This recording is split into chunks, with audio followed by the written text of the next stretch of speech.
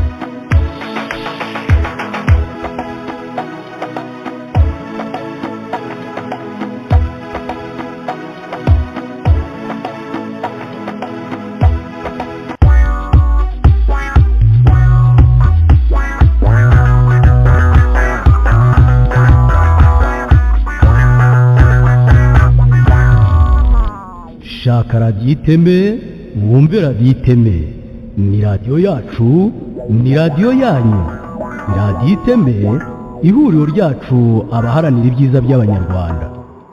Cherchez la radio iteme, écoutez la radio iteme. C'est notre radio, c'est votre radio.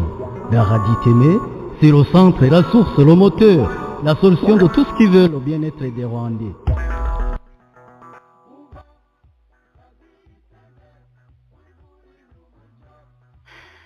bakunzi baraditeme nongeye kubasuhuza kandi mbaye ikaze mu biganiro byacu. Turashimye Jean Paul mu kiganiro uyu munsi turi ku itariki ya 28 ukwezi kw'icyenda umwaka wa 2021.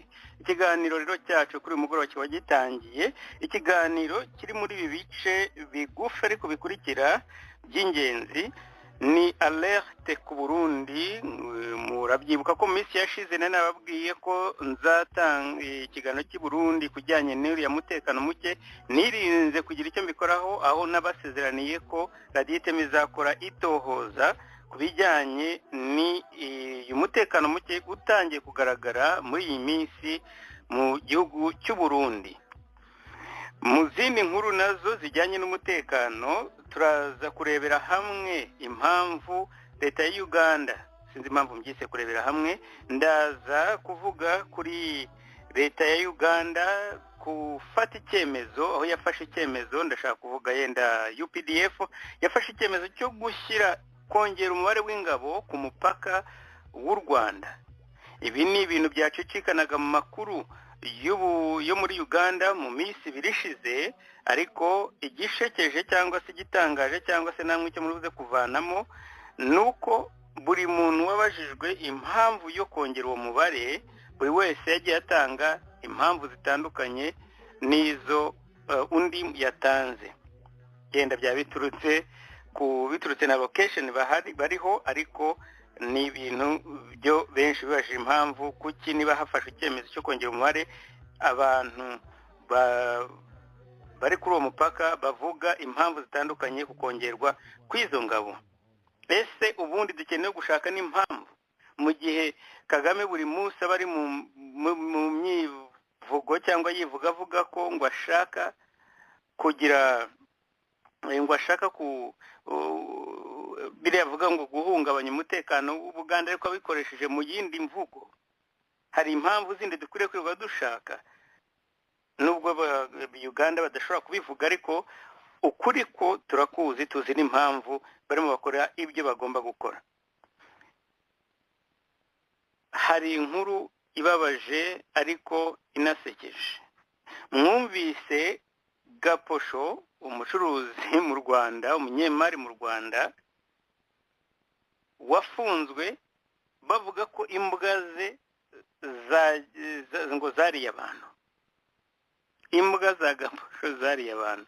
Turaza kureba impamvu Gaposho yafunzwe, imbwa zamucungiye umutekano, kwa kundi burira ibipangu, noneho zikabirukankana bashaka kumugirira nabi, bituma rero bavuga bati izi mbwa zadubujije gukora amahano yacu, reka noneho arizo twitwaza tujye kumufunga. Ariko uwo bashaka ni Gaposho, niwe bashaka kugirira nabi, ariko koko akaba afite imbwa zikaza ariko ziba mu rupangu.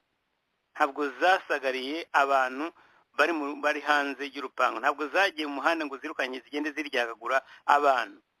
Ese ubutabera ubucamanza bw'u Rwanda bazemera gushyira hariya abantu bagiye kuribwa n'izo mbwa, berekane ko ari ab'inzego z'umutekano barimo burira ibipangu kwa Gaposho bashaka kujya yenda kumwica cyangwa kumwiba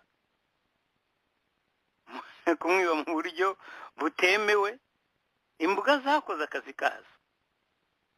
Urumva inaha kenshi bagira imbwa za pets zimwe ziba ziri mu marizu zitari zo gucunga urugo, ariko benshi batunze imbwa mu Rwanda kugira ngo rimwe na rimwe ziproteje, niba hagira ikintu kije zimoke ufite imbunda yibature. Imbwa za Gaposho rero ubwo bazaga mu ijoro cyangwa ku manywa igihe bashaka kumugirira nabi, zarabirukankanye, yenda zaranabariye, ariko ntabwo ari abaturage, n'abantu b'inzego z'umutekano, kubera ko ariwe bashakaga. Ndagaruka kuri iki kintu mu mwanya. Ni iki gituma ufunga Gaposho? Ngo kubera ko imbwa zariye abantu. Ibyanyibukije kesi ya Rwigara ubwo bavugaga ngo inzu ye yaguye ku bantu. Havuga ni se Rwigara yari umunjeniyeri, yari iki cyatumye bagomba kumubaza ibintu bya construction itujuje amategeko, ko binashoboka yenda ko ari banayisenya, ariko nubwo batanayisenya ikagwa ku bintu bibaho, inzu ziragwa. Iyo wowe utari hatarimo negligence ku ruhande rwawe, utarabigambiriye, ntabwo numva impamvu ibintu by'u Rwanda kugeza uyu munsi, numva amahomvu y'aba Evode Uwizeyimana badashobora na rimwe gukora ku bintu bireba nk'ibi bintu bya violation flagrant, ku bintu bijyanye n'amategeko. Gaposho n'imbwa zariye abantu, afite amazu, afite imitungo, afite amasitasiyo, afite amamodoka ya transport, afite amahoteli, nibareke yishyure. Abavuze bamuce niyo bya bindi bita ngo punitive damage, harya babyita gute, indishyi z'akababaro n'ibihano, amafaranga y'ibihano. Navuze ko ntabitindaho, wenda ari bugaruke, ariko numva nabitinzeho, reka niba ngombwa nabigaruka. Ariko amakuru nyayo nuko Gaposho, reka ndetse muvuge murangize, nuko yanze kuba umushumba, akaba ari umuntu ufite amafaranga, yari afite za gas station muri za Stipag, akaba afite umudugudu ndetse bitirira kwa Gaposho hariya ku Gisozi. Ibyo ni ibintu bundi biba byarahariwe FPR. Afite hoteli babanje kumusenyera kimwe n'abandi bose, baravuga ngo igice kimwe ngo kiblock umuhanda, kandi ibyo byose baba barabanje kubaka bafite uburenganzira bahawe n'umujyi, ariko kubera ko bashaka kumusabota ariya mu Kiyovu, hoteli ye barayisenya ngo hari ahantu iblock umuhanda, basenya igice. Bari baramubuze. Abanyandikiye ubutumwa nubwo nariho nkora igenzura cyangwa se tohoza kuri aya makuru ya Gaposho, ko nashaka kumenya impamvu imbwa zirya umuntu ntibamubwire ngo navuze abantu, ahubwo bakamufunga. Bati nuko bari baramushatse baramubuze kuva kera. bati nta nubwo abitsa mu Rwanda, ati ashobora kuba mu Rwanda adafite na miliyoni 50. Ibintu byose ngo ni KCB, niba ari KCB, ubundi amafaranga yose bagahita bohereza ashyira muri KCB za Kenya bakohereza hanze. Ngo ndetse niyo bamuhamagaye kimwe mu byo bamurega ngo ntiyitaba amatelefone yabo, nta muntu avugana nabo, yikora business ye gusa. Ngibyo rero ibya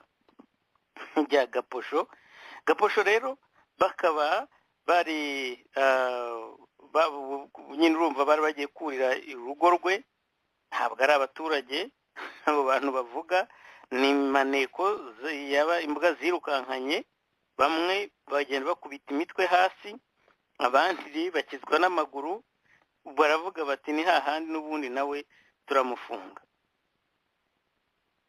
Ibyo bintu rero ngiye nkibaza impamvu batajya kumurega muri asira, nako batamubwira bati assurance kuri izi mbwa zawe ziri dangereux ku bantu b'abaturanye, noneho urabavuza ndetse turaguca n'ibihano, ariko bakavuga ngo bamufunze kubera imbwa ni case civile, ntabwo ari iza Gaposho, keretse niba bavuga ati yarazidushumurije, ibyo ni ibindi, ariko imbwa usanze mu rupangu zikakurya utari winjiye udafite uburenganzira, uri trespasser, uri umuntu winjiye mu buryo butemewe n'amategeko. Imbwa zarakoze zirakurya, zizarye n'abandi abazabishoboraga, yaba n'abandi bose, ariko bazitunga zikazibarya nk'uko nizo zariye abaje kurira ibipangu, bakabeshya ngo imbwa ze ngo bakurikiranye ikibazo cy'imbwa zigenda zirya bahise, zirya abo bantu bari bo bamaneko bashaka kumwica cyangwa se bakamushimuta mu buryo butazwi. Nibura ubu turumvise ko nta kindi bamuhora uretse imbwa, ni ukuvuga ngo urubanza agomba kuburana n'urw'imbwa. Gaposho rero birumvikana ko nta butabera ashobora kubona, ni ibintu ubundi bitabaho kumva ngo imbwa yariye umuntu bakakujyana mu rukiko criminel utabifitemo uruhare, utazishumurije. Ubundi biriya ni ibintu nibyo navugaga nti ni za manza zimwe nk'izo zo kwa Rwigara avuga ngo inzu ye yaguye ku bantu nubwo yaguye ku bantu, ukagira ngo yayisunitse abonye abantu bari hepfo arabasunika, cyangwa agenda acukura kugira ngo ibahirimeho. Ibintu biteye ubwoba n'isoni no kwikoza isoni. Nahoze ndeba ariko Focus on Africa kuri BBC, umumeya w'umunyafrika watowe, tugomba kumwandikira tukamumenyesha iki kibazo. Ibintu byo kuyavuga ngo u Rwanda ni model, babihera hehe? Harya inyungu zabo nizi. Wabaza Abadage akababaza ati mwebwe icyo mushyira imbere ni iki? Ni amazu yubatse neza, ni imihanda ikubuye neza, ni internet yihuta, cyangwa ni individual freedom? Kuki ujya hari ukavuga ngo Kagame ngo u Rwanda ni urugero rw'iki? Yes, rurubatse, yes, rurasukuye, kandi rwo si u Rwanda, ni Kigali kubera inyungu za FPR. Ariko kujya bagenda bavuga ngo ni urugero rwiza, ni babanze barebe raporo zivuga ku Rwanda.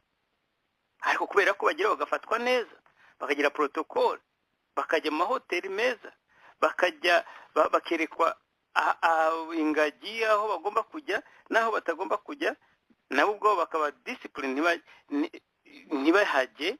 Ibyo ntabwo birirwa, ntabwo Abanyarwanda ntacyo babwiye, ariko ni uruhare rwacu, ntabwo ari urwabo.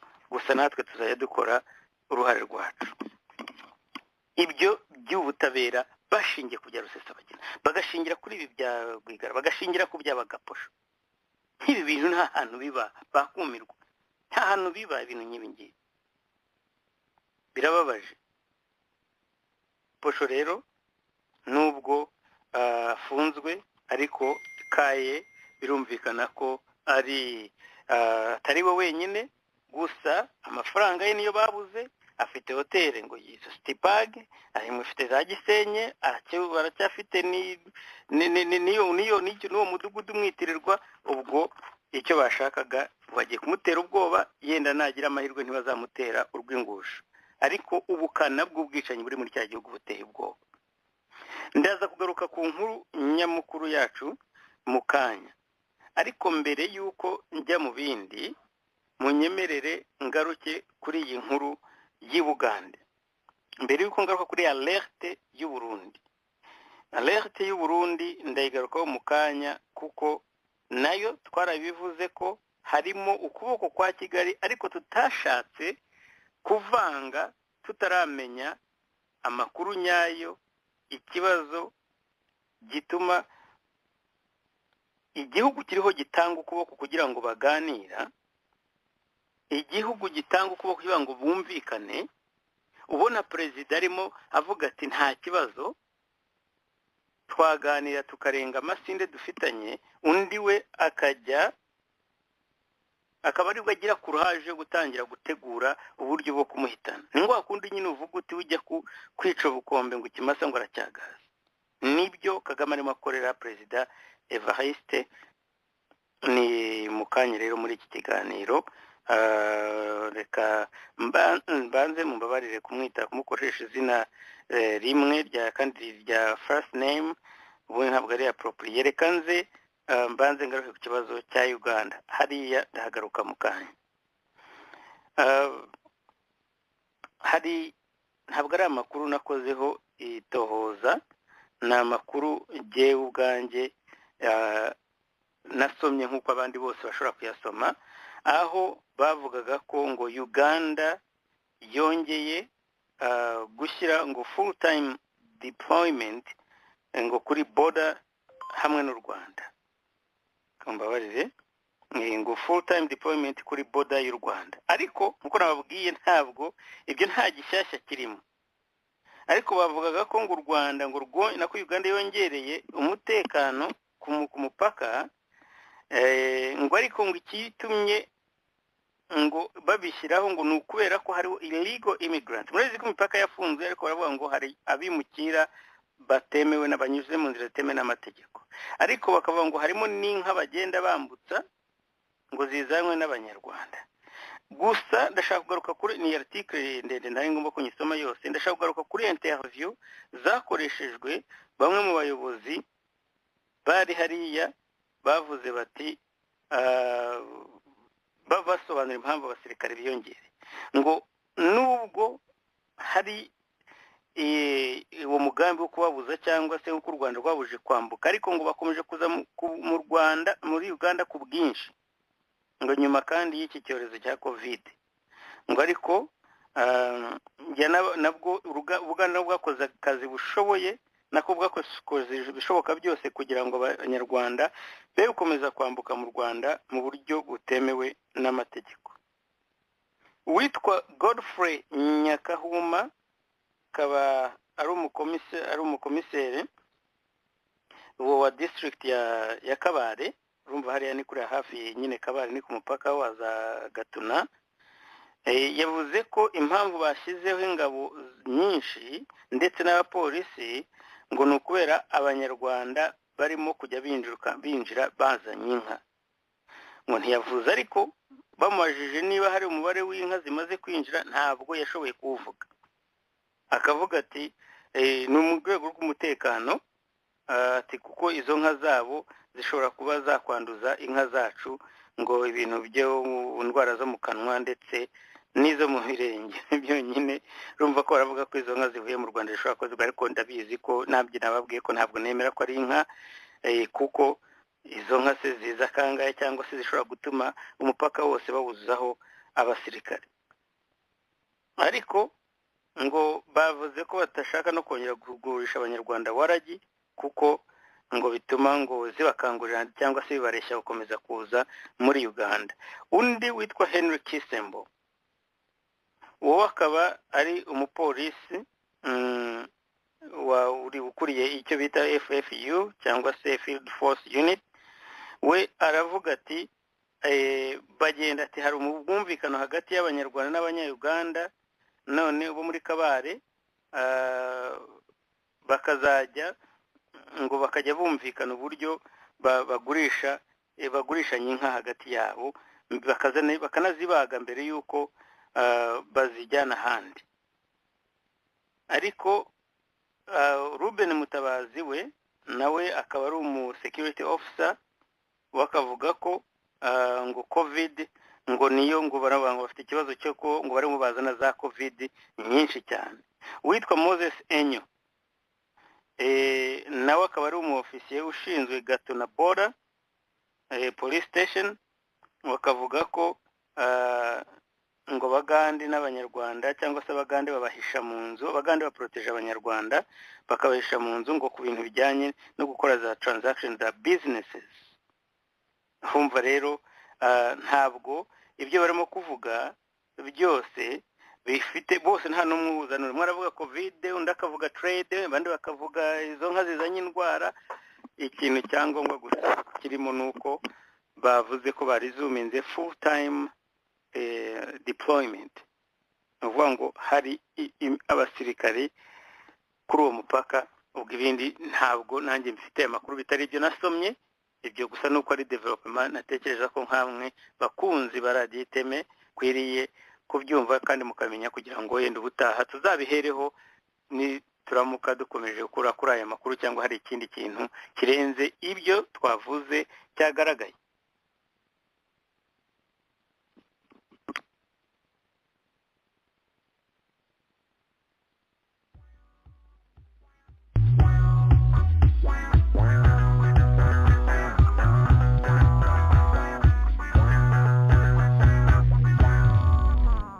shaka radiyo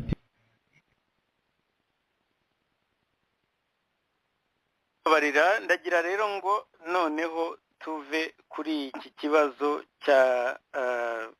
cy'Ubugande ngaruke kuri alerte y'u Burundi. Ntabwo ndi witindeho, mbere gato ko nza kugaruka ku kibazo cy'Ububirigi ndetse n'u Rwanda, aho ubu bisigaye cyangwa se uko bimeze bimeze nk'intambara ari uguhangana kugaragara. Noneho nubwo wavuga uti ibibazo cyangwa se ibyo bazakemura se bingana iki cyangwa ntabyo, ariko nibura tone yahindutse, imvugo yahindutse, kandi twarabisabye kuva kera. Ubu nibura twavuga ati ntabwo yenda ibyo bari bukore nibo babizi, cyangwa se natwe tuzakora uruhare rwacu n'abandi bazakora uruhare rwabo, ariko ntabwo ubu nibura ikintu cya ton yo kuvugisha u Rwanda harimo changement, harimo ikintu kirimo impinduka kirimo, bitari ibyo gusa byo kuvuga ngo u Rwanda ngo ni remarkable recovery, ngo no rwateye imbere rusa neza. Nibura baravuga bakagira ibyo bavuga, turuze kubigarukaho mu kanya. Ariko mbere yuko tubigarukaho, nagira ngo nze kuri iki kibazo cy'i Burundi, nze kuri iyi alerte y'u Burundi. Nashatse gukora alerte ku Burundi kubera ko nawe basezeraniye ko hari ibyo ndimo gukurikirana, ariko noneho amakuru mfite kuko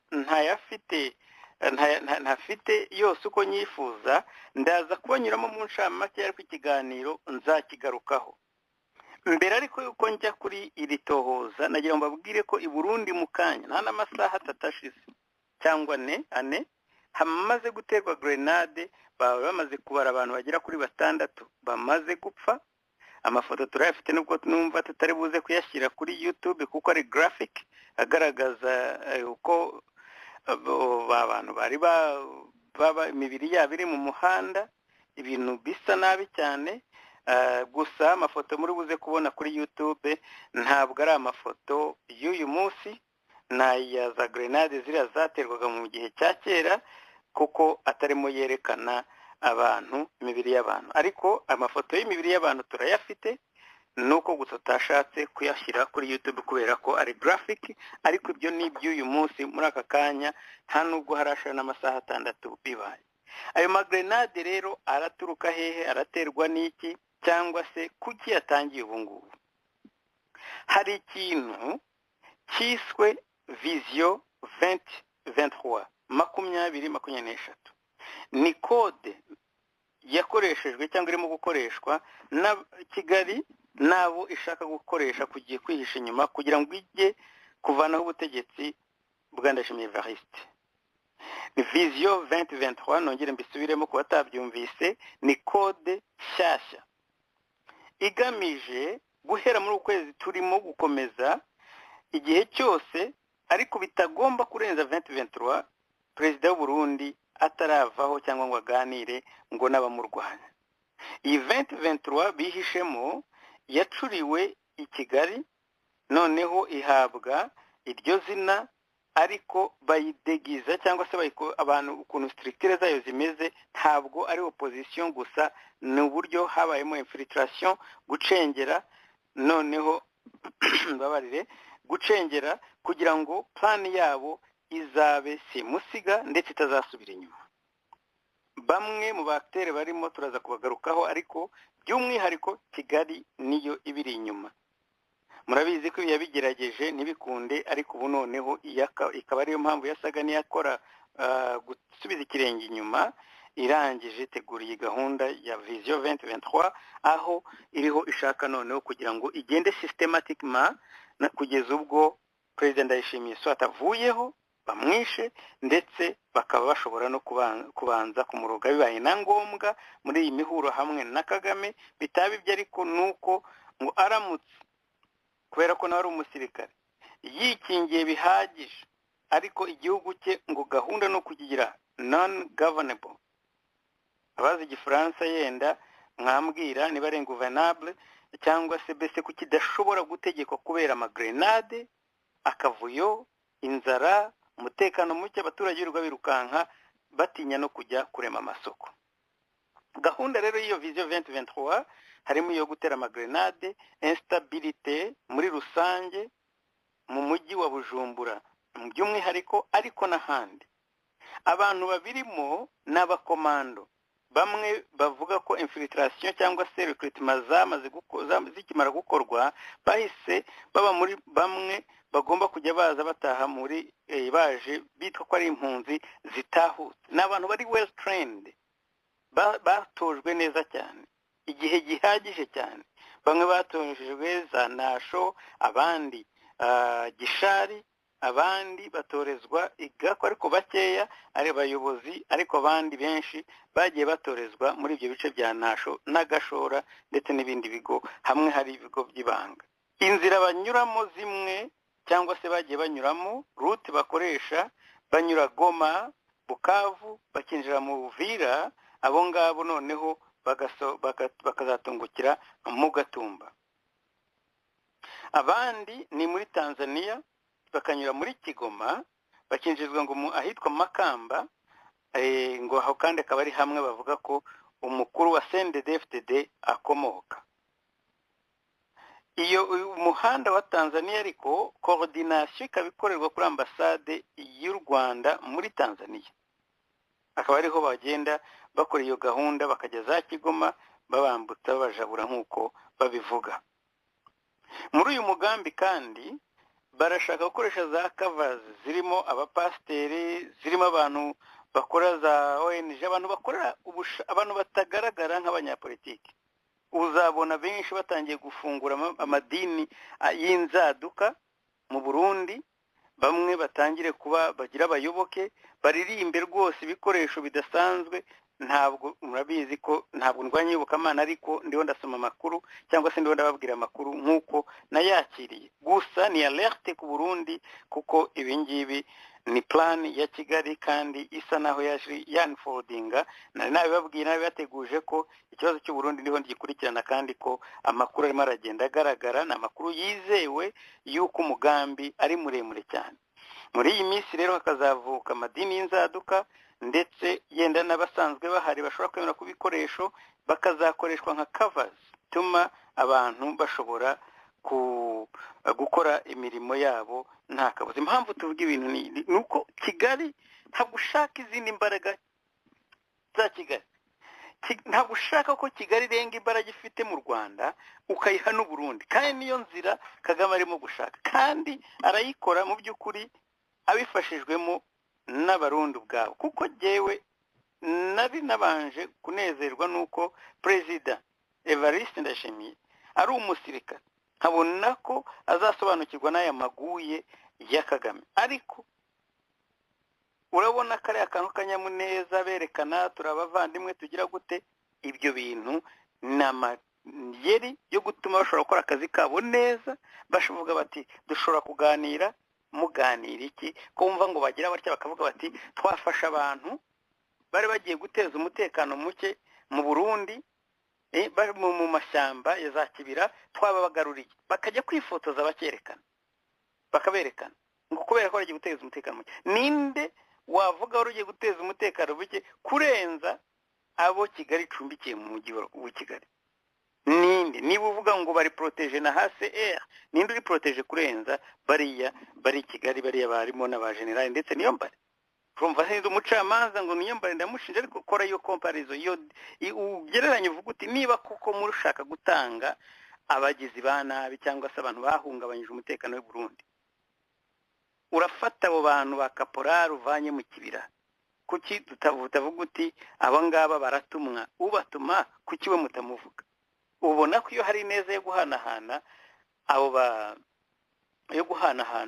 abagizi ba nabi, niba kuko ari byo.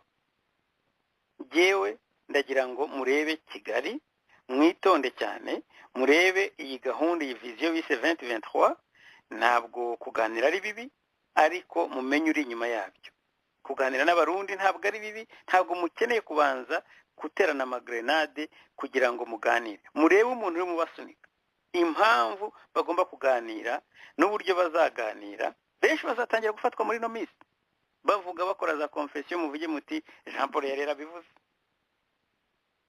Nyuma y'izo cover z'abapasiteri n'ibindi, harimo cyakora n'amafaranga akomeje gukora za fundraising, harimo mu Bubiligi, za Canada ndetse no mu bindi bice by'Uburayi nko muri pays Scandinave, ngo benshi za fundraising ziratangira, zirimo zirakora, ndetse zimwe kugira ngo ibyo bintu bizashobore, iby'ibanze bishobora kugera. Nubwo u Rwanda rwemeye gutanga za logistics zimwe na zimwe, harimo facilitation y'u Rwanda kubijyanye na travels cyangwa se passeport na za laissez-passer, akenshi laissez-passer kuruta ibya travel idako passeport, kuko babaha za laissez-passer zimwe zo kubambutsa ahantu bagera imbere bakazibambura, noneho bakinjira mu gihugu ntazo bagifite, kugira ngo batazasiga ibirenge mu ntabire. Ariko iyo bamaze kwambuka nka kuri abanyura Tanzania baka laissez-passer, bagera Kigoma, bamara kubambutsa bagahita ngo bazisigarana bakazishwanyagura. Ahantu rero bashaka ko deployments zizakorerwa harimo ibice ni Burundi bwose, ndetse bakavuga ko za Cyankuzo, za Mugamba, Kabezi hamaze kugera za paratuni zirenga 3, hari za Kanyosha, za Kiniro, mu mujyi mu Bujumbura, za Kibenga n'ahandi, ariko ntabwo ari aho ngaho gusa. Ariko izo deployment hose bagiye bashyiramo ibice bitandukanye kugira ngo bakomeze bakora utwo dutero shuma tugiye gutangira mu minsi ya vuba, aho bavuga ko Bujumbura izatangira kubona ubutero shuma. Benshi batekereza ko bizaba biturutse, nako information zikaba zivuga ko zabaturutse mu bice bya plaine ya Rusizi. Izo operation rero bazikoordinira mu mujyi, kandi mu bice byo bariho bashaka gutagetinga ni za gare n'amabisi. Ibi ngibi njya kubitegura ko tuza kubiganira. Grenade zabaga zitaratangira guturika mu mujyi wa Bujumbura uyu mugoroba, na yari imwe yakorera ko yisha abantu, yakomerekeje abantu n'abica, bamaze gupfa, ariko ntabwo tuzi n'ibyakurikiyeho nyuma yaho, ko communication yanjye yahise ihagarara. Ndetse abenshi mwarabibonye ko umushiki wa General Bunyoni nawe bavugaga ko ejo bamurashe, kandi n'ukuri. Nawe tekereza, nta n'ikihe giciyemo, uyu munsi hahita haza izindi grenade, kandi muzi ko mu minsi 10 naho ariko byari byagenze. Ndetse mu bantu b'abatagetse, abantu bamwe bagendere bavuga ko bakwiriye kubanza kwikiza, kuko bari mu bababangamiye mu gihe cya mbere kuva 2015, n'abantu bari barizewe na Perezida Nkurunziza. Bunyoni, Prime Niyongabo cyangwa Prime Niyongabo, General Wuzuye wahoze ari umugaba w'ingabo nkuru, cyangwa se n'uyu munsi aracyari we, General Gervais Ndirakobuca, umwe ngo bakunze kwita Ndakugarika, ndetse na General Mubabarire, ni abagenero barimo bari targeted, abo bari kuri liste ya mbere y'abagomba kwicwa, kuko bavuga ko influence yabo batayishaka. Muri cyane cyane ko bahanganye no mu minsi ya mbere harimo Lieutenant General witwa Etienne Ntakirutimana, aka Steven ukunze kwitwa cyangwa se bita batazira Steven, bakavuga ko bamubonye n'imiryango ye yose bafagiye bahanagura. General Bunyoni urumva ko newe n'umuryango ariko batangiriye kuri mushiki we ejo baramwishe. Prime Niyongabo full star general nawe numwe mu bantu bagenderewe kandi bari primary targets ba leta y'u Rwanda muri ubwo bwicanyi bushyashya. General Gervais Ndirakobuca ubu bita nawe ndakugarika nawe ni primary target w'ubwo bwicanyi, kandi bakavuga ko bagomba kubakuraho vuba cyane byihutirwa mbere y'uko ngo baza kongera kugirirwa icyizere na General Evariste, kubera yenda bashobora gutangira gukoresha strategy bakoresheje ubushize. Umwe mu bavugwa cyane ni General Etienne Ntakirutimana wahoze ari maneko mukuru w'inzego civile mu Rwanda, uwo bita Steven, uwo bavuga ko bagomba gukora ibishoboka byose agahitanwa mbere y'uko yakongera kugira akazi kari influence katuma bongera kudiringa nawe cyangwa se guhangana nawe. Amagrenade rero akaba azakomeza mu mujyi wa Bujumbura, ndetse ngo kuri grenade zitewe neza cyangwa se zikozwe mu buryo babyifuje cyangwa se ntibatamburike ntibamenyekane, harimo na za reward bagiye bavuga ko uzajya unayitera, harimo na za incentive yuko bagomba kujya baguha n'amafaranga, kandi ibujumbura ntabwo wirirwa ujya kure baguhembera mu mabanki yaho. Ni ibintu bipanze infiltration zo mu rwego rwo hejuru high level. Ndetse mu bintu bimwe byari byarananiranye bavuga ko hari alliance irimo ikorwa hagati ya FNL ya Nzabampema na Red Tabara kugira ngo Kigali ibanyuzemo, basezerana ko amafaranga arahari, icyangombwa n'ubwumvikane hasigaye ibyo mushaka byose bigakunda. Bakazakoresha ubu no mu bantu bamwe barimo begerwa cyane bagomba kuzabafasha, harimo haravugwa ko na Agathon Rwasa ari mu bantu bazegera. Inama rero zari ziteganyijwe cyangwa se ziteganyijwe hamwe na Kagame na perezida w'u Burundi, harimo n'iki kibazo cy'uko bashaka kumuhitana, ariko ari ukugira ngo barebe faiblesses ze, weaknesses ze, ngo icyo nicyo kigambiriwe. Aya makuru ni amakuru atariho mukungugu mugani, ni ibintu byizewe, kandi murabyibuka ko twe twavuze ko tudashaka kugira icyo tubikoraho ahangaha kuri Radio Iteme kugeza igihe tumaze gufata iyi konte yose, ko hari byinshi twari twatangiye kwakira. Ibi rero bya narrative y'i Kigali irashaka gutangira noneho gusubiza Burundi muri za media, international media, za Twitter muzazibona ari nyinshi cyane, ivuge ko Burundi harimo internal conflict, ndetse babyitirira CNDD hagati yabo, noneho bigaragare ko aribo barimo kuryana, bitume bakomeza gahunda yabo. Iyi ni alerte ku Burundi. Nyakubahwa Perezida Evariste, ndabizi neza kuri umusirikare, ariko ikibazo kiri muri iyi vision 2023 ntabwo ari vision kubaka imihanda s'ubucuruzi, ahubwo ni vision yo kuzana kavuyo mu Burundi. So mu Burundi ni byiza ko wegera abantu bawe, abantu basobanukiwe n'ikibazo, mukongera ko ntabwo nawe wari ubirimo, mukongera mugasubira kuri strategy zanyu, kuko ibi bintu Kigali ari determine. Nta muntu ujya uba inshuti ya Kagame, nta muntu n'umwe uba inshuti ya Kagame. Niba wakwibeshya ugatekereza ko yagukunda akanga Perezida Museveni, ndabizi ko nawe ibyo bintu bisobanukiwe. Impamvu adashobora kumvikana nawe ni nayo mpamvu nawe mutazigira mwumvikana. Impamvu adashobora kukubwira ati ntabwo afite sympathy uvuye ku butegetsi, ni nayo mpamvu n'abantu bashaka kuguherekana uyu munsi ntabwo afite ikibazo nabo na busa, kandi n'ubu nibyo agishaka, kandi umugambi aracyawukomeje.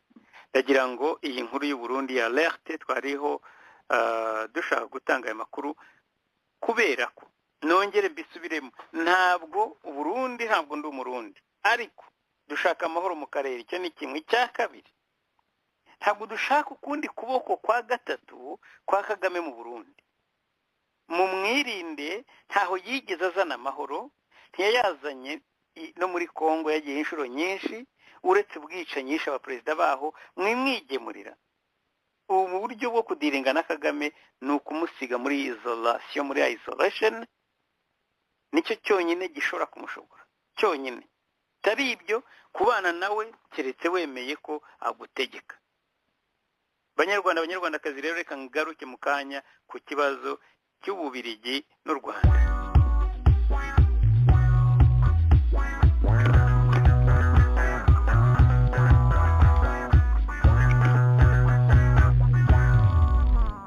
shaka radiyo iteme wumve radiyo iteme ni radiyo yacu ni radiyo yanyu radiyo iteme ihuriro ryacu abaharanira ibyiza by'abanyarwanda cherchez la radio iteme écoutez la radio iteme c'est notre radio c'est votre radio la radio iteme c'est le centre la source le moteur la solution de tout ce qui veut le bien-être des Rwandais.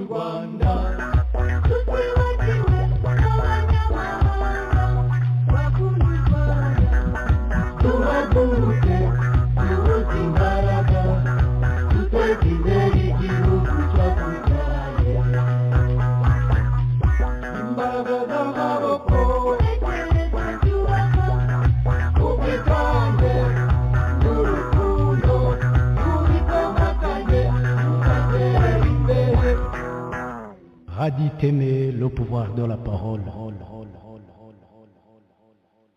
Reka nongere mbahe ikaze bakunzi ba Radio Iteme bakunzi b'ikiganiro uyu munsi na Jeffy by'umwihariko ndagira ngo benshi mwagiye mukurikirana iriya nkuru y'umu ambassadeur wahoze ari ambassadeur w'Ububirigi mu Rwanda aho yabwiye leta y'u Rwanda mu mazina yavuze imbwa mu mazina yazo arababwira ati dore uko tubabona mwari twarihanganye ariko dore reka tubahishurire uko tubatekereza cyangwa uko mwigaragaza mbere ariko yo ko nza kuri ibi ejo bundi twari mu gihe navugaga kuri biriya bintu bya Gaposho nagombye guhita nkomereza kuri iriya kesi y'urubanza rwo kwa Rwigara nahoze mvuga urubanza rwo kwa Rwigara rujyanye na assurance bavuga ngo inzu ye ngo cyangwa ngo ikibanza cye cyaguye ku bantu ubutaka bwaguye ku bantu ngo none ngo bagiye kumushaka n'ahantu bari muri funeral ahantu bari bagiye gushyingura niba ari gushyingura cyangwa se mu kiriyo ariko tuva gushyingura bakajya kumufunga ngo ikibanza cyaguye ku bantu bagiye gushyiraho za arrest warrant ariko hari ibindi nabyo bishekeje reka ne kubivuga ngerekane kugira icyo bivugaho mwumva iyi interview nkuko nabivuze rimwe na rimwe hari igihe ushaka kwibera umujiji hari muri aya magambo raza kumva ko madame Rwigara Adeline Mukangemanyi avuga ati ndizeye ko tuzarenganurwa ubutabera bushobora gukora akazi kabwo kugira icyizere ni kimwe ariko no kugira ngo barenganurwe nabwo ni ikindi ntabwo nigeze mbona barenganurwa kuko hari ibindi bintu byinshi bagombye ko bararenganuwe muri uyu munsi ntabwo byabaye njyewe ntabwo narya umunyu ngo kurenganurwa bizashoboka yes birumvikana ko ugomba gukomeza usunika kugeza igihe yenda hazaba nk'umuntu umwe yenda uzakanguka akavuga turabizi reka mbikubite hasi reka mvuge reka nce urubanza nk'uko rukwiriye gucibwa nkurikije amategeko neza ariko uhereye ku byabaye mbere ukajya ufata n'ingero nka ziriya zo kwaba nta na rimwe nzigera na rimwe tekereza ko u Rwanda rushobora kugira ubutabera uretse gusa kurega kwexpose amaguye yabo kwexpose amanyanga yabo nta gihe natekereza ko agiye ubutabera kuvaho naboneye madame Mirimo aflashinga icyemezo cya urukiko rw'ikirenga highest court mu Rwanda itegeka perezida itegeka abari bo bose niyo yenterpreta amategeko niyo ifata decision finale niyo ikwiriye gufata decision finale ahantu hose hari conflict hagati y'inzego za leta ari abantu babiri bahanganye icyemezo cyayo kikivaho kuko nicyo cyanyuma kirenze ububasha Kagame afite mwanjije mwe z'abacamanza bicaye hariya n'ibikanzu gusa bigenda bikururuka aho ngaho ariko mutazi izo power zanyu no kuzikoresha constitution y'u Rwanda nabiriya Kagame agira ati ngo mfunguye abanyururu bangahe ntanze imbabazi nabwo ntabwo ari ibintu avana mu mutwe we ntabwo ari ibintu avana muri uriya musatsi we cyangwa muri uriya matwi ni ibintu byanditswe muri constitution ko hari ububasha perezida afite bwo gutanga izo mbabazi ariko ntibimugira superieur y'urukiko rw'ikirenga ubu nagira mvuge ko hatagira n'uwagira confusion avuga ati ariko hari igihe urukiko rufunga muntu Kagame akamufungura yes zero reserved kuri presidency ahabwa n'itegeko nshinga ntabwo ari power yihawe wenyine ku giti cye arigize injiji zambaye amakanzu hariya zirirwa zimwe ibyayi ku meza saa yine nasangahe ngo zirimo ziravuga amategeko zirimo zirinterpreta amategeko birababaje cyane yenda hari ubwo uyu mubyeyi yazahura n'umwe avuga ati ndakangutse ese ndebe aho itegeko rindengera ndamutse nshiye urubanza ruzima ngere ko simbyizeye nibyo nababwiraga ni kubona madame Mirimo afite urukiko rw'ikirenga ruvuga ngo ntabwo bemerewe gusenya cyangwa se leta nta bubasha ifite bwo kuruhindura cyangwa se umutungo nuwa madame Mirimo agaflashinga icyo cyemezo akacyereka umupolisi kaporari akavuga ati jyana iki gipapuro hirya urumva ziriya nkandagira bitabo ntabwo bashobora kubyumva ko ububasha bazaho buri ariko noneho nawe impamvu ubwo butabera butazigera bukora nuko nyuma yaho wigeze wumva se hari iyindi justice wigeze wumva se urukiko rw'ikirenga ruvuga ati no mwadusuzuguye turafunguye umupolisi ab'intangarugero abere urugero abandi banyarwanda n'abandi basirikare n'inzego z'umutekano bamenye ko batari hejuru y'amategeko meno aramututse ararira agira gute bukeye bajya kumusenyera na sitasiyo ya esanse none se madame Adeline we ubutabera yaba yizeye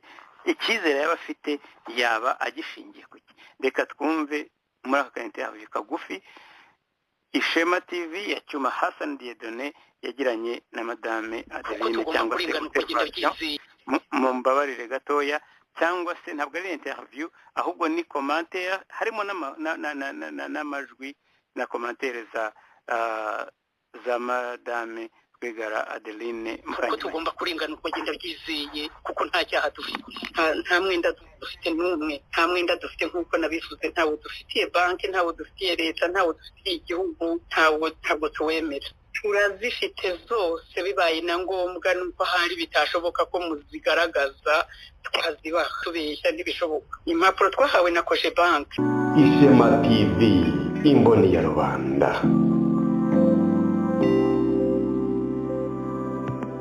ndumirwa kurenganurwa. Uyu munsi ngerageza kujya ku rukiko jye n'umwana n'umuhungu wanjye twagiye ku rukiko, mbese ntacyo nabona mvuga pe.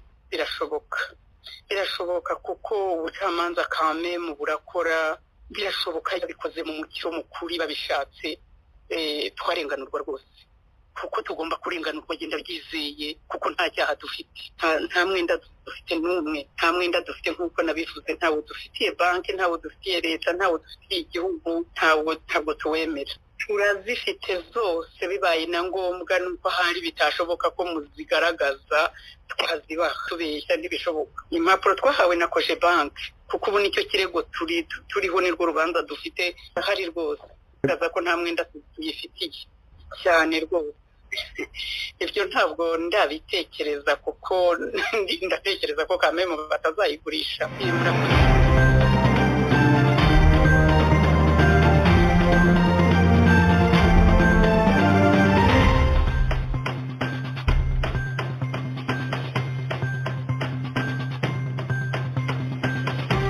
Uyu munsi ngerageza kujya ku rukiko jye n'umwana n'umuhungu wanjye twagiye ku rukiko, mbese ntacyo nabona mvuga pe. Ku isaha isa 2 za mu gitondo zirenze iminota 28 ku isaha y'umurwa mukuru w'u Rwanda Kigali, nibwo Mukangemanyi Adeline Rwigara yinjiye mu cyumba cy'urukiko rukuru rw'ubucuruzi ruherereye i Nyamirambo mu karere ka Nyarugenge mu murwa mukuru w'u Rwanda Kigali. Ni mu gihe byabiteganijwe ko urubanza rutangira ku isaha isa 3:30, rwaje gutangira rukereweho igihe kingana n'iminota 32 kuko rwatangiye ku isaha isa 4:2. Umucamanza waruyoboye inteko iburanisha yatangiye yibutsa impamvu zateye abahagarariye uruganda rw'itabi rwa nyakwigendera Asina Paul Rwigara kujuririra icyemezo cy'umucamanza wa mbere mu rukiko rw'ubucuruzi. Zimwe mu mpamvu 3 zatanzwe n'abahagarariye uru ruganda Premier Tobacco Company rwa nyakwigendera Asina Paul Rwigara hari harimo yuko batishimiye icyemezo cy'umucamanza wa mbere wari wavuze ko cyatanzwe mu buryo bunyuranyije n'amategeko, ko ngo bagombaga kwandikira umwanditsi mukuru basobanura impamvu z'ikirego cyihutirwa nk'uko byavuzwe n'abagitanze. Kuri uyu wa mbere w'itariki 27 z'ukwezi kwa 9 umwaka 2021 umucamanza yumvise abahagarariye uruganda rwa Asina Paul Rwigara. Maître Rwagatare Janvier wunganira uru ruganda yavuze ko bandikiye umwanditsi mukuru ndetse bamwandikira mu gihe cyateganijwe n'amategeko, ariko abasubiza mu gihe kingana n'ibyumweru 2 mu gihe amategeko amwemerera gusubiza mu gihe kitarenze iminsi 3. Maître Rwagatare Janvier akavuga ko babonye abatinza bagahitamo guhita batanga ikirego kuko bari bafite urubanza rw'iremezo. Ku ruhande rwa banki y'ubucuruzi ya Koje Bank ihagarariwe na Maître Munyengabe Henry Pierre yavuze ko umucamanza yamenye inyuma ko bandikiye umwanditsi mukuru kubera ko umunyamategeko wunganira uruganda rw'itabi rwa nyakwigendera Asina Paul Rwigara yabizamuye nyuma. Umucamanza w'urukiko rukuru rw'ubucuruzi rwajuririwe yabajije uwunganira Koje Bank ese nyuma yuko ibyo bibaye mwabonye inyandiko zatanzwe n'uruganda rwa Premier Tobacco Company? Asubiza ko bazibonye. Umucamanza akavuga ko aricyo cyambere agiye guheraho akagisuzuma bikamutera kwemeza cyangwa guhakana ko icyemezo cy'ubujurire bw'abahagarariye uruganda rw'itabi ruzwi nka Premier Tobacco Company. Uhagarariye Koje Bank yakomeje kwemeza ko uru ruganda rufitiye banki ahagarariye muri rubanza umwenda, ariko ntashobora gusobanura ingano y'uyu mwenda. Ku ruhande rw'abahagarariye uruganda muri rubanza bavuga ko nta mwenda uhari, cyane ko ngo hari urubanza rwari rwaraciwe mu mwaka wa 2017 ruhagarika kongera gutanga icyemezo kigurisha ingwate, kandi urwo rubanza rwaciwe n'urukiko rwajuririwe uyu munsi. Umunyamategeko akibaza ati iyo urubanza rwabaye itegeko imihango yo kurukuraho hari uburyo inyuramo. Rero kuva urwo rubanza rwarabaye itegeko rukiriho bisobanuye ko urwo rubanza rugifite agaciro. Maître Munyengabe Henry Pierre akavuga ko mu mwaka wa 2017 habaye urubanza rutegeka sosiyete y'ubwishingizi Prime Insurance Company kwishura Cogebanque miliyoni 540 z'amafaranga y'u Rwanda z'ubwishingizi bw'urupfu rwa nyakwigendera Assinapol Rwigara. Ari naho Cogebanque yahise yandikira umukobwa wa nyakwigendera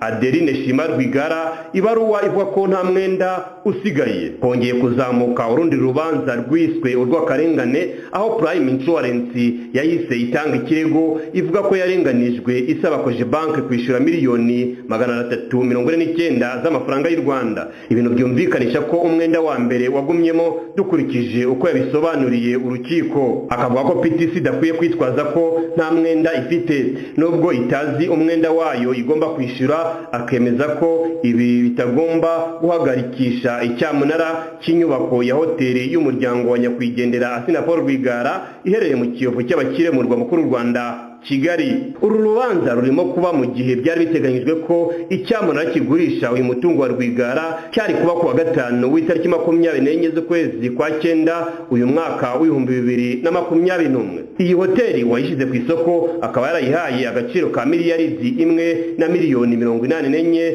zirengaho gato, ariko kuri uwo munsi ikaba yarabuze abayigura. Ariko icyamunara kiracyakomeje ngo bashakishe umuturage uzahaha uyu mutungo. Mukangemanyi Adeline Rwigara umugore wa nyakwigendera Assinapol Rwigara avuga ko afite icyizere ko bazahabwa ubutabera kandi yemeza ko nta mwenda uwo ari wo wose bafitiye uwo ari we wese.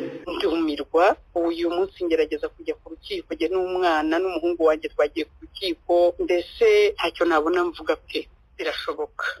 Birashoboka kuko ubucamanza kame mu burakora, birashoboka yabikoze mu mucyo mukuri babishatse. Twarenganurwa rwose kuko tugomba kurenganurwa genda byizeye kuko nta cyaha dufite, nta mwenda dufite n'umwe, nta mwenda dufite nk'uko nabivuze, ntawo dufitiye banki, ntawo dufitiye leta, ntawo dufitiye igihugu, ntabwo tuwemera. Turazifite zose, bibaye na ngombwa nuko hari bitashoboka ko muzigaragaza tukazibaha, tubeshya ntibishoboka. Impapuro twahawe na Cogebanque kuko ubu nicyo kirego turiho nirwo rubanza dufite ahari rwose, kaza ko nta mwenda tuyifitiye cyane rwose. Ibyo ntabwo ndabitekereza kuko ndatekereza ko kameme batazayigurisha. Murakoze cyane, witeka bahire. Icyemezo kizasomwa ku itariki 30 z'ukwezi kwa 9 umwaka wa 2021 ku isaha 10 z'igicamunsi. Cyuma Hassan Dieudonné, Ishema TV, Inyamirambo mu murwa mukuru w'u Rwanda Kigali.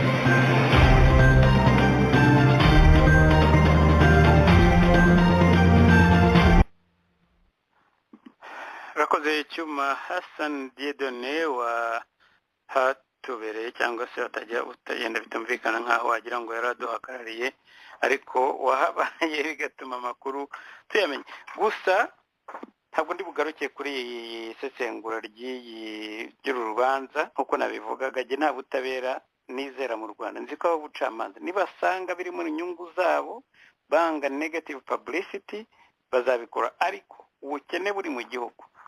Ajya mbasomera ubutumwa umuntu yanyandikiye avuga ko ubukene buri mu gihugu nta na rimwe bwigeze bubaho mu gihe yabaye muri kiriya gihugu. Nibwo bwa mbere yabona abantu bakennye kuri ririya rwego. Amasegonda make gusa.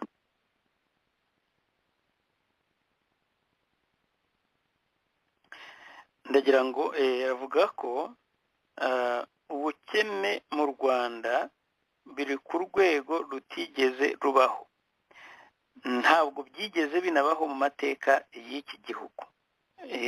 Kagame arabizi nawe ko aramutse afunguye umupaka wa Uganda yasigara mu gihugu na Jeannette. Ibindi yenda n'ibyo analize zitareba ikiganiro cy'uyu munsi tuzagarukaho mu bindi, ariko kuri ibyo by'ubukene n'ibyo gufatira imitungo, gushakisha inzira zose ngaha nuko bimeze. Nawe arimo arasambira afata hirya no hino, kandi iminsi mike bizagaragara. Ibi byose ubona ajya gushakisha udufaranga muri za Mozambique, Sudan, ayo mafaranga agura ibitwaro byinshi bitagira uko bingana, ariko nta namwe ajya muri ekonomi y'igihugu. Ajya muri za maintenance, andi akazana abo banyayisirayeli baza kubyigisha ariko nta mafaranga aza gusuka muri ekonomi y'igihugu.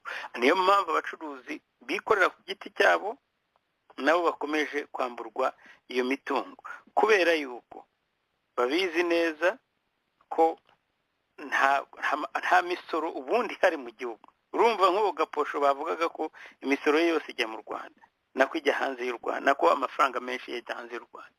Yes, atanga akazi, imisoro arayishyura, ariko kashe ye ngo bakavuga ko ntabwo mbizi ariko niko bavuga ko ngo iba dispatch bayohereza mu kindi gihugu. Ibyo rero bikaba ari bimwe mu byituma FPR igomba kugira ngo ifate kuri faranga iryo ari ryo ryose igihe yarishyikirizaho imitwe y'intoki. Ifite patience nkeya cyane ku bijyanye n'iyi mitungo y'abantu. Ahantu hose yabonaho hazana argent liquide yo gushyira muri ekonomi y'u Rwanda bazabikora. Byabindi byo kwipasa muremure rero ubu nibwo bigiye kugaragara, kandi investissement zagomba gukorwa mu bundi buryo butuma amafaranga akomeza guflowing, ariko kubera ko agomba kujya mu gifu kimwe gusa, ingaruka zabyo nizi. Banyarwandakazi, kuri iyi nkuru yo kwa Rwigara nta kintu nayivugaho, murayindusha cyangwa muyizi nk'uko nanjye nyizi. Biriya ntabwo ushobora no kubisobanura ukuntu ubutabera cyangwa se ubucamanza bushobora kuba bufite dosiye bakavuga ngo tubitse nk'uko mubyumvise, tugiye gukora bya bindi bita ngo dufashe urubanza under advisement. Ni ukuvuga ngo tugiye kwihweza, tugiye gusuzuma itegeko ni irihe, tugiye guhamagara muri FPR batubarize tubigenze dute, amategeko aramurengera, ariko murashaka iki mwebwe?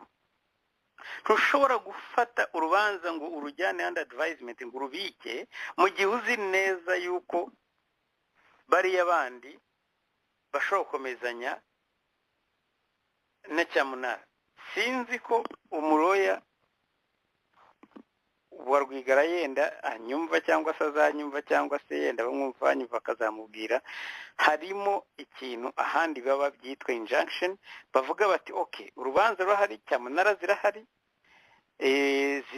yenda ziri legitime cyangwa se haracyashakishwa kumenya legitimite yazo, ariko mu gihe ibyo bintu bitarakorwa ntimujye mu rubanza mu mizi, ntimujye muri procedure muvuge muti hari byapfuye hari bitarakoze cyangwa se umwenda urahari ntuhari. Ibyo ntabwo dushaka ko mujya mu mizi. Musabe icyo bita injunction, musabe injunction, muvuge muti mu gihe tukihweza ibi bintu muhagarike ibindi byose birebana n'iyi subject kintu n'uyu mutungo n'iyi parcelle, kubera ko ubutabera burakiza ko ubucamanza burakibeza. Numvise arrogance yo kuvuga ngo twebwe tugengwa na RDB, ni ukuvuga ngo nibo bategeka cyangwa se na kuri rwego rushinzwe kugurisha imitungo.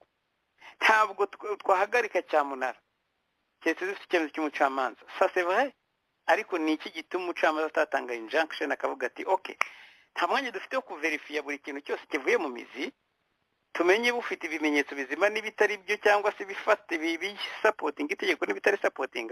Ariko mu gihe tugiye kubikora iriya nzu yo hatubahaye injunction. Ntabwo ari ukuvuga ngo uratsinze cyangwa uratsinzwe, leta ntitsinze cyangwa iratsinzwe, ariko mu gihe urubanza rutararangira iriya nzu ntabwo mwajyanaho kugiraho cyamunara.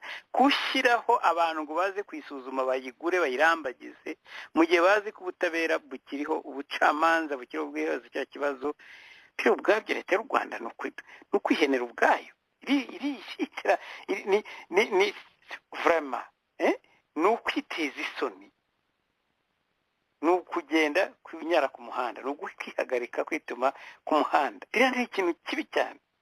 Sindikira numva ukuntu igihugu gishobora kuba nk'abantu barimo abantu nk'abari bitwa abayevote bize amategeko, barimo bari abantu bita ba Karugarama, barimo ba Businge, barimo abantu bose Mucyo nawe yabaye umushinjacyaha, yenda sinzi ko ku gihe cyako nawe byose ni kimwe, barimo bangoga Martin, kandi abavoka bose n'abacamanza bose bigiye hanze benshi badashobora kumva ko biriya bintu bizabakurikirana. Ntabwo ibi nakomeza kubivugaho kandi nkora mbivuga buri munsi, reka mbyihorere. Birababaje gusa, birababaje kuko nta hantu amategeko y'u Rwanda ari designed mu Rwanda gusa. Ni nayo mpamvu abanyakenya bavuye kwiga mu Rwanda babyangiye muri Mombasa bavuga ati ntimuzapuratika amategeko ahangaha, banza no muri Ghana ariko byagenze. Imana ishimwe. Abavuga bati abari bagiye bashaka inzira z'ubusamo, ibyo ngibyo urazibona kuko Kigali siko ari tekinika gusa. Inkuru dusorejeho ariko y'ingenzi cyane, Ababiligi batangiye guhumuka. Nabonye Kigali yasaze ivuga ngo baracyafata u Rwanda nk'ubukoloni bwayo, ngo nk'igihugu bakoloniza, ngo bafite mentalite ngo y'abakoloni. Ibyo byavuzwe na Evode, bisigaye bimbabaza no kumva njya kuvuga kuri Evode, kuko niba hari umuntu w'igihone, umuntu udafite no gutaha umwanya ni Evode. Evode muzi ibyo yavugaga ari hanze, muzi ibyo avuga ahangaha. Wagira ngo hari ba Evode, hari Evode ufite isura nkiriya tuzi, akaba afite n'undi Evode umwicayemo imbere nawe umumini Evode nawe uvuga ibindi bitandukanye biteye isoni avuga kuri Rusesabagina. Reka mbanze mwumve uko uyu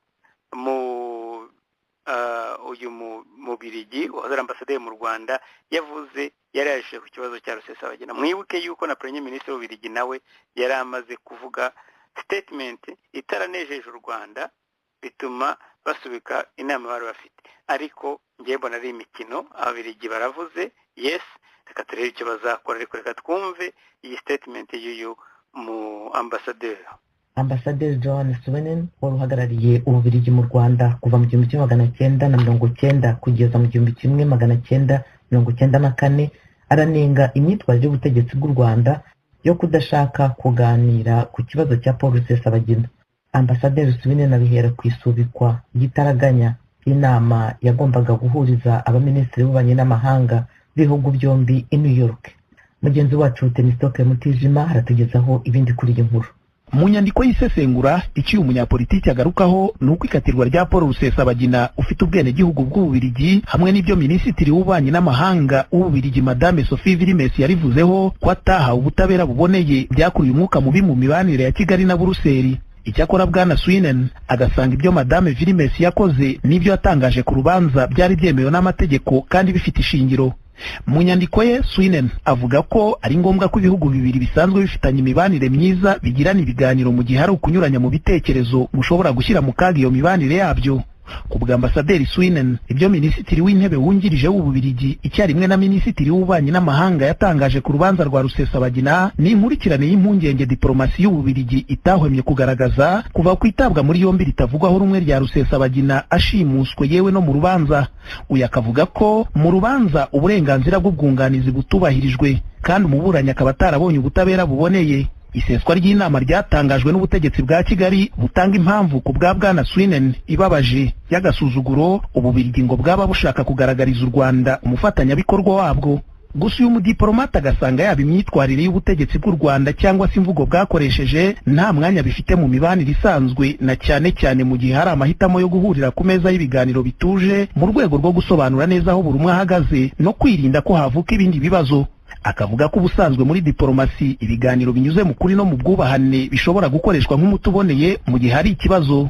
Icyakora Swinen wahoze ari ambasaderi w'Ububirigi mu karere k'ibiyaga bigari agasanga Perezida Kagame n'abamushyigikiye basa nk'abadakunda ibiganiro. Ati byashoboka hari ko ibyo kuganira batabishoboye, bihunze ibiganiro mpaka byimbitse aho abantu baganira bungikanya ingingo buri umwe ku rwe ruhande kandi bigakorana ubwitonzi mu buryo busobanutse kandi bwatekerejweho.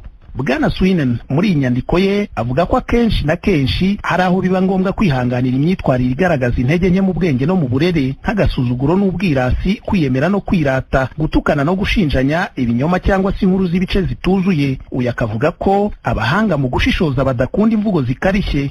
Ambasaderi Swinen avuga ko mu by'ukuri isomwa ry'urubanza rwa Paul Rusesabagina n'ingorane zikomeje kuriherekeza bikwiye gutanga isomo ngo hatabaho kwicuza kurenzeho. Akavuga ko gahoro gahoro hari ibintu bigenda bisobanuka kurushaho. uyavuga ko kwihanganirwa no gushimagizwa ibikorwa by'ubutegetsi bwa Perezida Kagame byakiranwe ubu biteye ugushidikanya gukomeye yewe bikwiye no kwibazwaho. Avuga ko ibikorwa by'umwijima by'ubwo butegetsi bigenda byaguka ku buryo bigoye kubihisha cyangwa se kubisigiriza. Ati ubwo ibyo Bwana Kagame yakingaga abantu mu maso birimo kugwa kandi n'abashimagiza ibikorwa bye buhumyi bagenda bagabanuka mu gihe runaka, benshi ubu baravuga bati birahagije. Kagame agomba gusubizwa ku murongo akanaryozwa ibikorwa bye bihonyora uburenganzira bwa muntu byaba ibyo muri iki gihe n'ibyahahise. Uyu akavuga ko icyuho cy'umuryango mpuzamahanga cyo kwishinja kutatabaye u Rwanda muri jenoside Kagame yakomeje kwikingamo cyenda kurangira.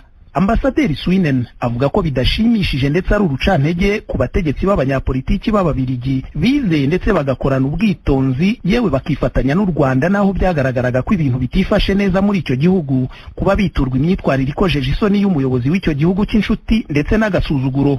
Akavuga ko uku gucika intege kandi gushobora no kwigaragaza kuri imwe mu miryango ya sosiyete sivili mu bitangazamakuru ndetse no muri za kaminuza. Uyu munyapolitiki aribaza niba icyo atari cyo gihe ngo abantu bigobotore kugendera ku kuri bagaragarizwa mu buryo bwa politiki no kugendera ku by'uruhande rumwe ku byerekeranye na jenoside yabaye mu Rwanda, kimwe no kwitandukanya n'ingaruka zaterwa no gukomeza gutwara ibintu muri ubwo buryo. Ati nticyaba ari cyo gihe ngo abanyarwanda n'abatari abanyarwanda bashobore kuvuga ikibari ku mutima, babaza ibibazo byemewe cyangwa bacukubiri n'inkuru zibarwa mu buryo bwumvikanyweho, kimwe na politiki zo kwitana ba mwana batiswa abahakanyi ba jenoside n'ababaswe n'amacakubiri. Mu gushimangira ubusesenguzi bwe, Ambasaderi Swinen avuga ko atazahwema kwamagana imitwe y'intagondwa yateje ndetse igakora jenoside no kuvuga ibyiza u Rwanda rwagezeho mu kwiyubaka nyuma yayo, ariko kandi atazareka guhangana n'ibitekerezo bigenda umujyi umwe bigamije kwirengagiza ihonyangwa ry'uburenganzira bwa muntu muri icyo gihugu, ngo nuko ritari ku rwego nk'urw'ibyabaye mu myaka 30 ishize kandi icyo gihugu kikaba gikomeje kuzamuka mu bukungu. Agasoza avuga ko imibanire y'u Rwanda n'Ububiligi ari ingenzi ku buryo idakwiye kurangwa no gupfukamirana cyangwa se agasuzuguro, ko ahubwo abatuye ibihugu byombi bagomba kumva ko ibiganiro bizira imbereka mu muco w'ubwubahane bitanga andi mahirwe mu mibanire. Bishobora kuvuga ko Ububiligi bushobora kutazakora ibirenze kuvuga gusa, cyane cyane ko yahoze ari ambasaderi, ariko icyiza cya Kagame nuko adashobora gutandukanya ambasaderi n'igihugu cye, agira mu nyangire. Ubu ngubu ibintu byose bashobora kuba batangiye guhamagara ambasaderi wabo bamubwira bati mubwire ya apologizing retire statement yakoze. Ubu barimo gufiyuminga Kagame ari habi, ibyo bavuze igihe cyabyo cyakora cyo kugira ngo nyine baratinze byo kugira batangire kumwexposa kumubwira icyo bamubwira nk'uko avuga ati igihe kirageze, baratinze. Ntabwo kigeze cyageze kera, mwarakirengagije.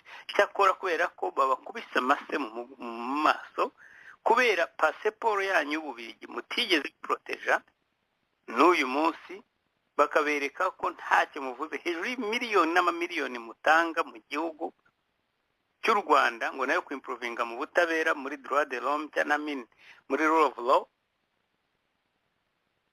Ubu akaba abakubise amase mu maso, bateye amase mu maso. Ubu nibwo mutangiye kwibona passport y'Imbiligi, barashimuta umuntu mukarebera bakayibukana abavoka banyu, mwari mutegere wari uzi ko hazaba iki, sevubobi wari uzi ko hazaba iki kindi. Kagame ni umuntu w'umuburi, ni umuntu bajeye, kiwe communauté internationale ntabwo ujya mbyumva. Ni umuntu uviyora amategeko mpuzamahanga, birazwi, evidence murazifite. Ikibazo gusa ni uko bikorerwa ku buzima bwa Rusesabagina. Yaba hari ubundi buryo mwakabibonye byari byiza cyane, mukabibona mu buryo ibi byose muvuga bitabanje kujya kuzana akarengane cyangwa se misère ku buzima bw'umuntu. Ntabwo byari bikwiriye ko bibanza kuba ko abasuzugura bigeza. Yarabasuzuguye kuva kera. Niki cyatumye dashobora kwemera ko habaho umwavoka uburanira Rusesabagina? Kuki mutabaye outraged kiriya gihe mukavuga muti ibi ntibibaho n'amahano? ntabwo byemewe ko umuntu agira umwavoka yihitiyemo bakamumwima. Ntibibaho, ntibikwiriye. Niba koko ari itegeko, ari evidence, igihe mwabonaga niyo ngabo uriya mu escrow pasiteri ajya gutanga ubuhamya akabazwa ibibazo n'umujije gusa, nta wundi muntu uburanira uregwa ushobora kumubaza ikibazo, mwagomba kumenya yuko nta butabera buhari azabona. Iyi outrage yagomba kugaragaza na kiriya gihe, bakavuga ko ntabwo ari hagira fair trial, nta gutegereza conviction, kubera ko twari tuzi ko izaza, bakamuha iyo bamusabiye, iyo Kagame yamusabiye. Niko bigenda hariya muri cya gihugu. Ariko kubera ko mwapretendinze agasuzuguro Kagame arakaberetse, timujye mu amafaranga yanyu n'indangiza nkora ibyo nishaki. Banyarwandakazi, nshuti z'ikiganiro, uyu munsi ngiye gusoreza ikiganiro cyacu, ariko hari amakuru nshaka kunyuramo nirukanka ari butinde. Cyambere reko ni itangazo, ndaba ndi kumwe na Majoro Mupende Mike mu kiganiro cy'ubutaha. Uziko nabwiye nakomeje kuvuga ngo uyu munsi nta nubwo nzi ko ari umuntu wigeze unkosora. Mu kiganiro cy'ubutaha umusibe ejo ku kiganiro uyu munsi. Iki ni ikiganiro igihe ni unbelievable. Ndetse n'inanga twakoresheje yari inanga cyangwa se indicatif yayo yari ikiganiro uyu munsi. Ikiganiro ni igihe ni iki. Mu kiganiro uyu munsi nibwo nzaba ndi kumwe na Major Mike Mupende. Tuzaganira kuri byinshi, harimo urupfu rwa Masabo wayoboraga Lisende Kigali, nawe bikekwa ko yahitanywe n'iriya leta. Tuzareba rero impamvu Masabo ashobora kuba yapfuye, nako ashobora kuba yishwe. Ni mu kiganiro rero nzaba ndi kumwe na Majoro Mike Mupende ejo bundi, umusibe ejo mu kiganiro uyu munsi. Yapfuye rero yishwe, ariko i Kigali ntabwo barimo kumuvuga. Tuzabigarukaho mumenye uwo mugabo uwo ari we. Tuzagaruka kandi no ku kibazo n'amagambo Kagame amaze iminsi avuga, harimo ya kudeta, harimo na biriya avuga ko agiye kuzajya kungeta abantu ngo bazajya babura akazi kugira ngo basigare bamwunamiye,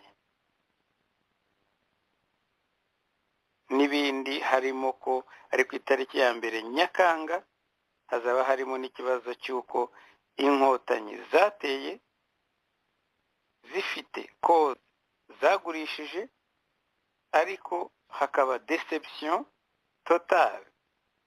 Igice kinini cyazo nacyo kikaba cyarabaye impunzi. Ni mu kiganiro cyacu cy'ejo bundi, mu kiganiro uyu munsi. Muraza kumbabarira kubona ko nakomeje kwitiranya ibiganiro byombi,